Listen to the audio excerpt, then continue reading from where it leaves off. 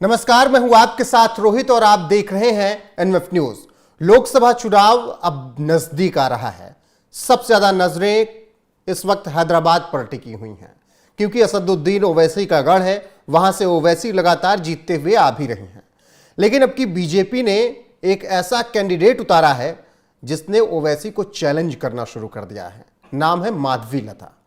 ओवैसी पर बहुत ज्यादा बात नहीं होगी, लेकिन हैदराबाद का जिक्र होगा क्योंकि हैदराबाद को लेकर माधवीलता ने कुछ ऐसा कहा है जिसने सबको चौंका दिया है।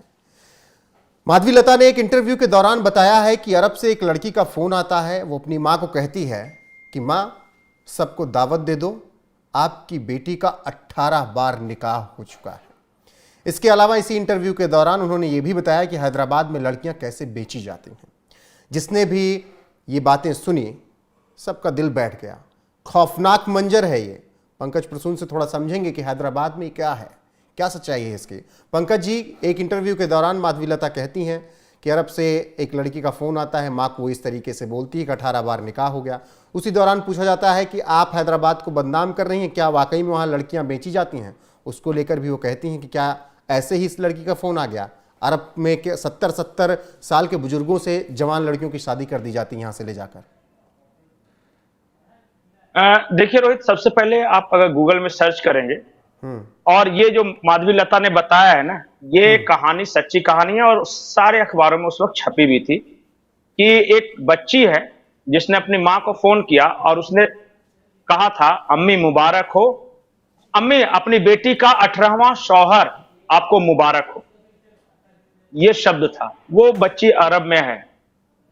अब ये शुरुआत थी घटना। इस तरह के कई मामले केरला में आए हैं और फिर हैदराबाद में आए हैं। और इसके लिए इस्लाम में पार्टिकुलर शब्द है जिसे मैं अभी भूल रहा हूं, लेकिन वो है कि दो तरह की शादियां होती है। एक है यात्राओं के दौरान शादी, जैसे कि कोई शेख आया और वो भारत घूमने आया और जितने दिन वो घूम रहा है, ट्रेवल कर रहा है, उतने दिन किसी बच्ची को यहां लोकल, और वो रखता है अपनी पत्नी बना के। यात्रा खत्म, शादी का कॉन्ट्रैक्ट खत्म। इसके लिए कोई शब्द है, वो मैं आप बोलिएगा तो बाद में देख के बता भी दूंगा। दूसरी शादी ये होती है कि अरब आया, यहां नाबालिग बच्चियों से 18 साल, 17 साल, 15 साल, क्योंकि इस्लाम में एज बंधन नहीं है, एज ऑफ प्यूबर्टी ही वहां शादी की मैरिज होती है, मैरिजेबल एज होती है। मतलब कि जैसे ही 15 साल से या 13, 14, 15, जब भी उसको प्यूबर्टी जो आ गया ना, तो उसके बाद वो शादी उसकी की जा सकती है। तो आप देखेंगे 14 साल की बच्चियां, 15 साल की बच्चियां वगैरह कई शेखों के साथ शादी के बंधन बन गए, उनको ले भी गए और वहां उनकी क्या हालत करते वो मत पूछिए मेरे से। अब पूछिए कि माँ बाप ऐसा क्यों करते हैं, वो आवाज क्यों नहीं उठाते हैं? तो हैदराबाद के जिस इलाके की बात कर रही है ना, वो बहुत गरीब इलाका है और बहुत सारे बच्चे हैं। अब बताइए कि एक माँ है या बाप है जिसके 6-6, 7-7, 8-8 बाल बच्चे हैं। अब एक बच्ची को अगर शादी करता है शेख से, तो पैसे दिए जाते हैं और उस पैसे से बाकी परिवार के बाकी बच्चों का होता है, खाना मिलता है उनसे। तो वो खुशी खुशी या मजबूरी में वो कहे कि दे देते हैं खाने के लिए बेटियां अपनी बच्ची को। क्या करें, क्या करें? उनके सामने मजबूरी है कि 2 जून का खाना भी नहीं बाल बच्चों को पालने के लिए। और इस तरह ये ट्रेवलर मैरिज जो है ना, वो भी इसलिए होता है कि जब तक मैं 1 महीने के लिए घूमने आया हूं, कोई शेख लाएगा तो अच्छा तुम्हारी बेटी सुंदर है, दे दो, साथ में रखूंगा, होटल में रोकूंगा, उसके साथ सब कुकर्म करेंगे और जब यात्रा खत्म है तो वापस वो रह के चले जाते हैं, बाद में वो मां बन जाती है। इस तरह हो रहा है हैदराबाद में। अब बात बोलिए कि माधवीलता को कैसे पता ये बात? अब इसके लिए अब जानना जरूरी है कि माधवीलता है कौन। वैसे तो इनके बारे में एक और वीडियो में बताऊंगा।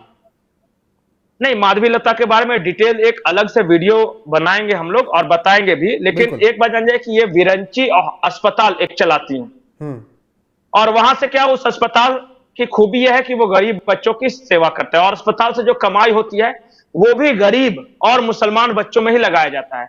बहुत सारे ऐसे बच्चे हैं जिनके माँ बाप नहीं है, जो कि खराब काम कर रहे हैं, जैसे ड्रग्स के नशे के आदी हो गए, चोरी कर रहे हैं, पिक पॉकेटिंग कर रहे हैं। तो माधवीलता की संस्था उन बच्चों को अपने यहां रखती है, उन्हें प्रॉपर शिक्षा देती है और तब तक देती है जब तक कि वो बच्चों बड़े होकर कोई रोजगार न मिल जाए।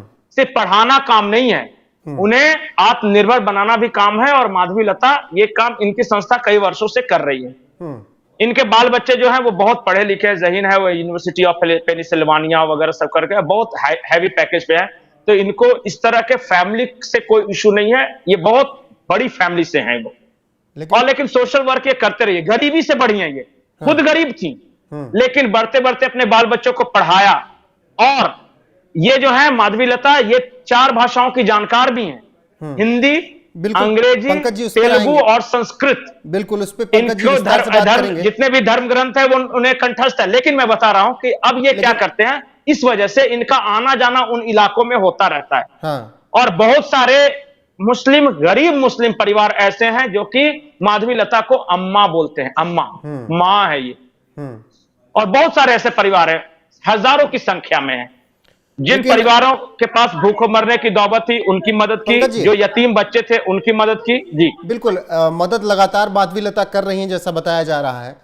लेकिन सवाल यहां पर यह है, एक लंबा वक्त बीत गया, असदुद्दीन ओवैसी हैदराबाद से सांसद रहे हैं, अच्छा खासा रुतबा रखते हैं, अच्छी खासी फैमिली से वो भी आते हैं। अगर ये हालात है हैदराबाद के, तो कहीं ना कहीं सवाल तो सांसद साहब पर उठते हैं। फिर नहीं तो वहां सांसद साहब काम के लिए नहीं जीतते हैं ना, इनकी पीढ़ियां, खानदान वहां से लगातार चुनती आ रहे। इनके वालिद साहब जो थे, फादर, वो भी वहां से जीते थे। लेकिन वो हैदराबाद में गरीबी क्यों है, ये वहां सवाल ही नहीं है। ओवैसी ने वहां के लोगों को इस तरह माइंड वॉश किया है, या इस तरह रखा है कि उन्हें सिर्फ एक चीज नजर आता।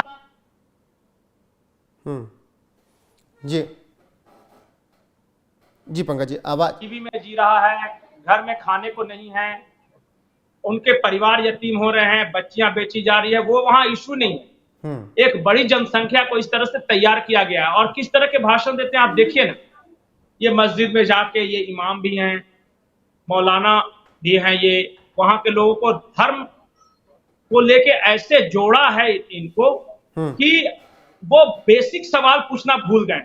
और ऐसा नहीं है कि नहीं पूछना चाहते, लोग पूछना चाहते, वहां के गरीब मुसलमान पूछना चाहते हैं, लेकिन करे तो किससे करे, क्योंकि ओवैसी के लोग उन्हें जीने नहीं देंगे।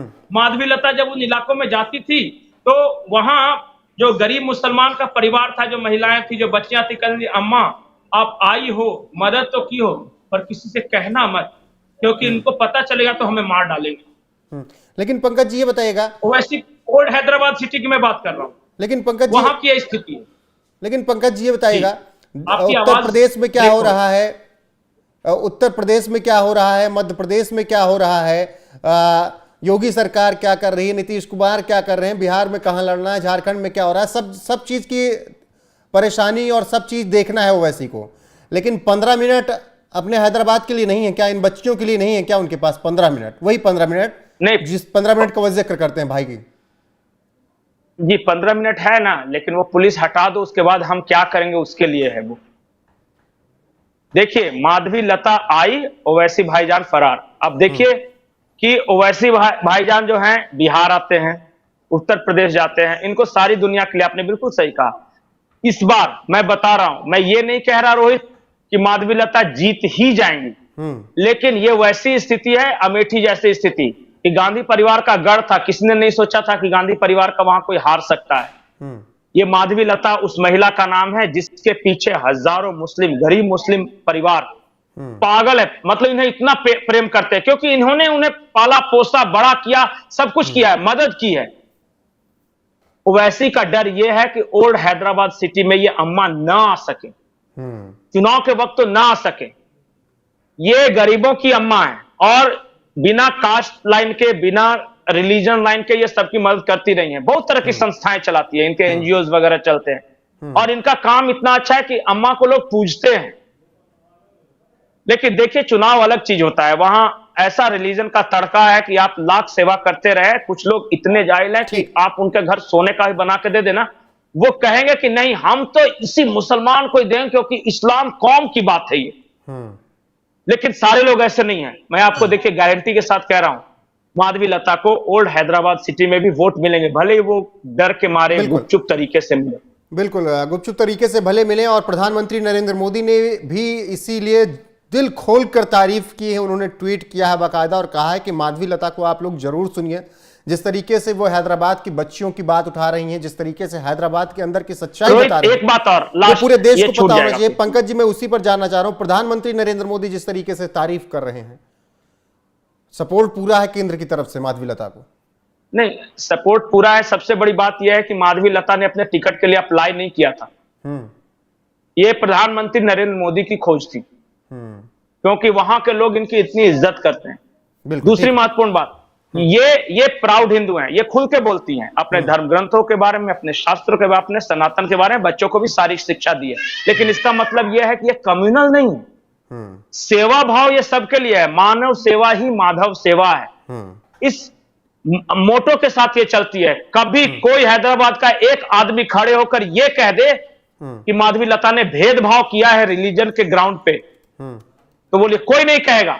हाँ, ये गर्व करती बोलती है कि गर्व से कहो हम हिंदू हैं, सनातन हमारा धर्म है, वेदों में बहुत बड़ा ज्ञान का भंडार है। ये अपने बच्चों को पढ़ाती हैं, इन्होंने अपने बच्चों को मंत्र सिखाया है घर में। ठीक, लेकिन इसका यह मतलब नहीं है कि तुम दूसरों से नफरत करो। बिल्कुल पंकज जी, ये याद रखिए, माधवी लता यानी मानव सेवा ही माधव सेवा के मूल वाक्य पे चलने वाले, और मोदी जी को ऐसे ही हिंदू पसंद है जो कि झूठा नारा नहीं लगाएं, अपने मन में गर्व हो कि हम हिंदू हैं, अपनी परंपराओं का पालन करें, लेकिन सेवा सबकी करें। ठीक है, सेवा भाव। तो माधवी लता ने जिस तरीके से बड़े खुलासे इंटरव्यू के दौरान किए हैं, वो हमने आपको बताया। प्रधानमंत्री नरेंद्र मोदी किस तरीके से उनकी तारीफ कर रहे हैं, उसका भी जिक्र हमने किया, पंकज जी ने भी आपको बताया। और उन्होंने बताया कि किस तरीके से अरब में हैदराबाद की लड़कियां जाती हैं, फिर उनके साथ अत्याचार होता है, 18 बार निकाह हो जाता है। एक लड़की का उन्होंने जिक्र भी किया कि अभी कुछ दिन पहले उसका फोन आया, उसने अपनी अम्मा से कहा कि अम्मा, हैदराबाद में आप सबको दावत दे दो, आपकी बेटी का 18वां निकाह हो गया है। ये सब सुनने के बाद हर कोई हैरान है निश्चित तौर पर। फिलहाल आगे जो भी ऐसे खुलासे होंगे माधवी लता की तरफ से, वो आप तक जरूर पहुंचेंगे। लेकिन इस खुलासे के बाद असदुद्दीन ओवैसी पर कई सवाल हैं, क्योंकि वो सांसद हैं। तो पंकज जी, जुड़ने के लिए बहुत बहुत शुक्रिया। दर्शकों का ये वीडियो देखने के लिए विशेष आभार। शेयर कीजिएगा जरूर ये वीडियो, ओवैसी तक पहुंचना चाहिए ताकि वो थोड़ा वहां की बच्चियों के बारे में सोच सके। नमस्कार।